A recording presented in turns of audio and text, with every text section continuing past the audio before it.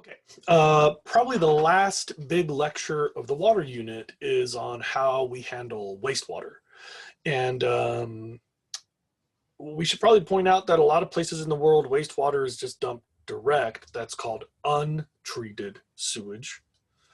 So, untreated wastewater is just a pipe of the stuff out of your toilet and the rest of the house that goes out to the surface, to land, to surface water, to the ocean. Um, Also, I should point out that in places where we do treated wastewater, like here in Santa Barbara, for example, poop is a very small part of that wastewater. If you think about it, your house has a lot of water from the shower, from washing hands, from laundry and dishwasher and the sinks.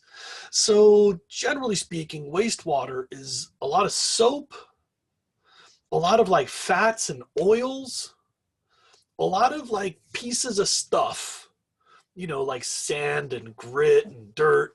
And yeah, there's some pee pee and some poo poo, but most of that just falls apart in the water. There's a lot of paper and trash, miscellaneous rubbish in wastewater. But when we talk about solids, everybody thinks like a baby Ruth floating in the pool, but that's not what we mean by solids. In wastewater, we're going to talk a lot about solids. It's not turds. It's all the stuff you would find like if you like scrape the bottom of the sink or whatever. Sand, grit, seeds, food scraps, little pieces of lettuce, or like I'm sure you've seen the corn and the black beans.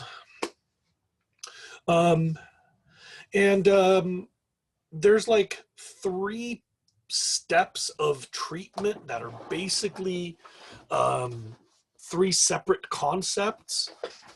Almost everywhere primary and secondary treatment happen, the third step, tertiary treatment, is actually pretty rare, only in some specialized cases, but it's a good idea for the future. Primary treatment is removing solids, and like big stuff like trash and like sanitary products and like kids are always flushing toys. Big stuff usually gets screened out in wastewater treatment. That's the first step. You screen the really big stuff. And then all the little stuff will just kind of settle where the water slows down. That's like the grit, or the sludge is like the fine organics. That's called primary treatment, to get rid of the solids. Screening, filtering, settling.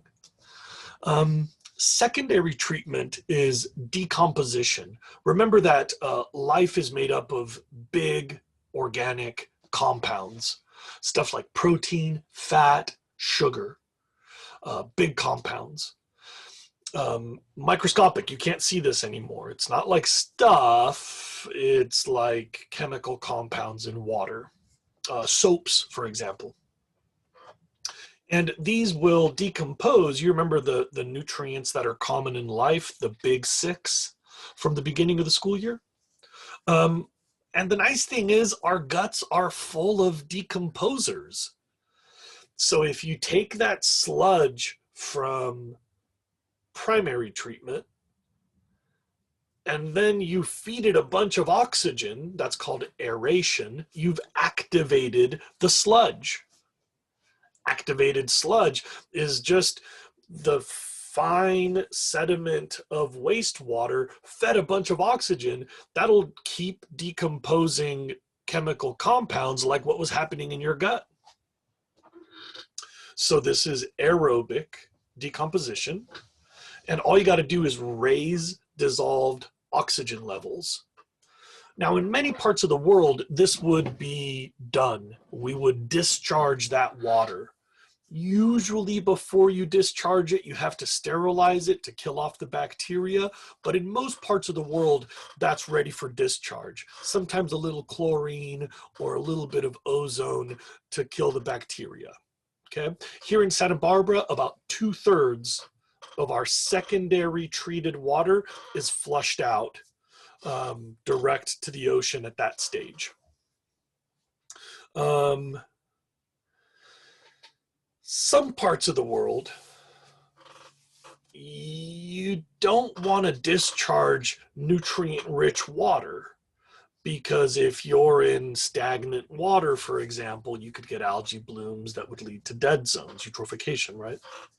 So in some parts of the world, you take that secondary outflow, which is high in nutrients, and you find some way to soak up those nutrients before you reach open water. So like in Humboldt Bay in Northern California, they take all the sewage outflow and they put it into a wetland where all those nutrients can be absorbed by ecosystems that are evolved for high nutrient levels. And then after you've removed the nutrients, now it flows out to the ocean as basically nutrient poor plain water to avoid eutrophication.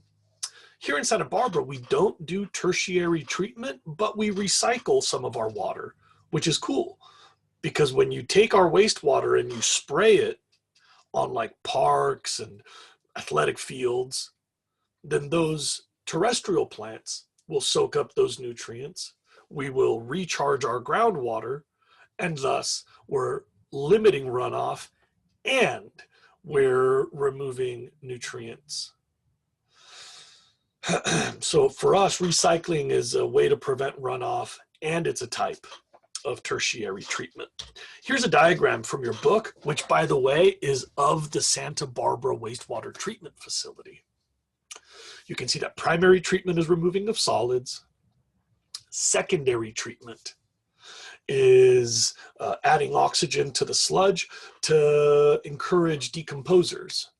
And that can either be discharged or recycled, or it can go into tertiary treatment.